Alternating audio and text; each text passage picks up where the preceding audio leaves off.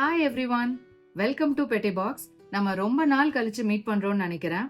கொரோனாக்கு அப்புறம் பயங்கரமா வெயிட் போட்டீங்களா? என்ன பண்ணாலும் குறையவே மாட்டேங்குதா? அப்ப நான் நீங்க பார்க்க வேண்டிய வீடியோ இதுதான். ஹாய், என் பேர் ஜீவிகா. நான் இதுக்கு முன்னாடி ரொம்பவே குண்டா இருந்தேன். இப்போ நல்ல ஒரு 10 கிலோஸ் வெயிட் குறைச்சு ரொம்ப ஹெல்த்தியா இருக்கேன்.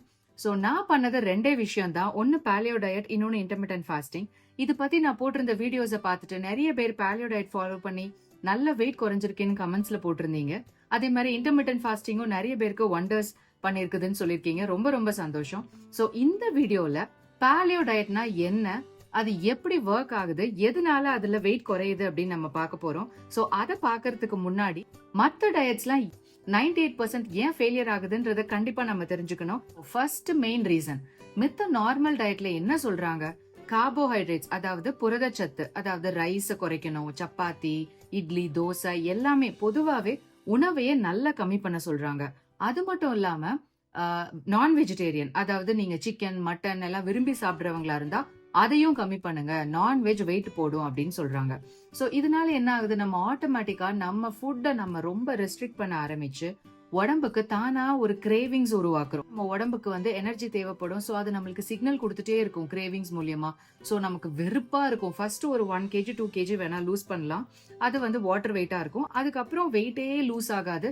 ஸோ நம்மளுக்கு என்னடா இவ்வளோ நம்ம சாப்பாடு கட்டுப்படுத்தியும் இவ்வளோ கட்டுப்பாடா இருந்தும் வெயிட்டே குறைய மாட்டேங்குது, நமக்கே ஒரு ஃப்ரஸ்ட்ரேஷன் வந்துடும். ஸோ ஒரு 4 நாள்ல எல்லா டயட்டையும் தூக்கி போட்டு மறுபடியும் முதல்ல இருந்து கோடு போட ஸ்டார்ட் பண்ணிடுவோம். சோ இதுதான் நடக்குது நார்மல் டயட்ல. சோ இதனாலதான் நார்மல் டயட் முக்காவாசி நேரம் ஃபெயிலியர் ஆகுது. ஆனா பாலியோ டயட் ஏன் சக்சஸ் ஆகுதுன்னு பார்க்கலாம். அதுக்கு பாலியோ டயட்னா என்ன நீங்க தெரிஞ்சுக்கணும். நம்ம உடம்பு கார்போஹைட்ரேட்ல இருந்து எனர்ஜி எடுக்காம ஃபேட்ல இருந்து எனர்ஜி எடுக்கிறது தான் பாலியோ அல்லது கீட்டோ டயட். சரி, கீட்டோ டயட்ல என்ன நடக்குது, எதனால உடம்பு குறையுது? சோ உங்களுக்கு ஏற்கனவே தெரியும் நம்ம பாலியோ டயட்ல கார்ப்ஸ் இன்டேக் ரொம்ப கம்மின்னு. சோ உடம்பு எனர்ஜிக்காக என்ன பண்ணும், நெக்ஸ்ட் ஆல்டர்னேட்டிவ் சோர்ஸ் என்னன்னு பார்க்கும். அப்போ நீங்க பாலியோ டயட்ல நல்ல கொழுப்புள்ள உணவை சாப்பிடும்போது உடம்பு ஆஹா, கார்போஹைட்ரேட்ஸ் இல்லாட்டி என்ன, நமக்கு டைரக்ட் சோர்ஸ் ஆஃப் எனர்ஜியான ஃபேட்டே இருக்கே, நம்ம அதை யூஸ் பண்ணி நம்ம எனர்ஜியா கன்வெர்ட் பண்ணிக்கலாம் அப்படின்னு சொல்லி உடம்பு அதுக்கேற்ற மாதிரி வேலை பண்ண ஆரம்பிச்சிடும். ஸோ இதனால நீங்க தொடர்ந்து ஒரு 1 வீக் கார்போஹைட்ரேட்ஸை நல்லா கம்மி பண்ணிட்டு நல்ல கொழுப்புள்ள உணவு, நல்ல புரோட்டீன் சத்து உள்ள உணவு நீங்க சாப்பிடும்போது உடம்பு ஆட்டோமேட்டிக்கா ஃபேட்ல இருந்து எனர்ஜி எடுக்கிறதுக்கான மெத்தட்ல டியூன் ஆயிரும். நீங்க சாப்பிடுற உணவுல இருக்கிற ஃபேட்டை கரைச்சதுக்கு அப்புறம் உடம்புல ஸ்டோர் ஆயிருக்கிற ஃபேட்டை போய் அது கரைக்க ஆரம்பிக்குது எனர்ஜிக்காக. சோ இதனாலதான் கண்ணு முன்னாடி உங்க உடம்புல இருக்கிற ஃபேட் குறைய ஆரம்பிக்கும். சரி, பாலியோ டயட்னால என்ன அட்வான்டேஜ்? சோ இது ஒரு பெஸ்ட் சோர்ஸ் ஆஃப் எனர்ஜி. ஏன் அப்படின்னு கேக்குறீங்களா? 1 கிராம் கார்போஹைட்ரேட்ஸ்ல இருந்து நம்ம உடம்புனால 4 கேலரியை தான் ஜெனரேட் பண்ண முடியும். ஆனா 1 கிராம் ஃபேட்ல இருந்து நம்ம உடம்பால 9, அதாவது 9 கேலரிஸ் ஜெனரேட் பண்ண முடியும். ஸோ ஆட்டோமேட்டிக்கா நீங்க கார்போஹைட்ரேட்ஸை சாப்பிடுறத விட ஃபேட் உள்ள உணவு சாப்பிட்டீங்கன்னா அதுல இருந்து கிடைக்கக்கூடிய எனர்ஜி ரொம்ப அதிகம். அதனாலதான் நீங்க கம்மியா சாப்பிட்டா கூட கீட்டோ டயட், அதாவது பாலியோ டயட்ல நீங்க ரொம்ப எனர்ஜெட்டிக்கா ஃபீல் பண்ணுவீங்க.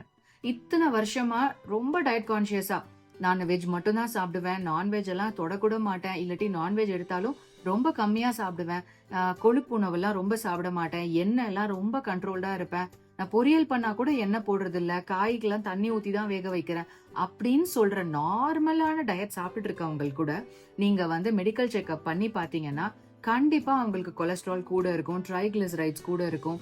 எதனால அப்படின்னா இந்த மாதிரி அவங்க சாப்பிடுற உணவை அவங்கள அறியாமையே வயிறு நல்லா நிறையணும்னு சொல்லி கொஞ்சம் அதிகமா சாப்பிடுற உணவுல இருக்கிற அந்த எக்ஸஸ் எனர்ஜி எல்லாம் ஃபேட் ஃபார்ம்ல தான் ஸ்டோர் ஆயிட்டே வந்துட்டு இருக்கு.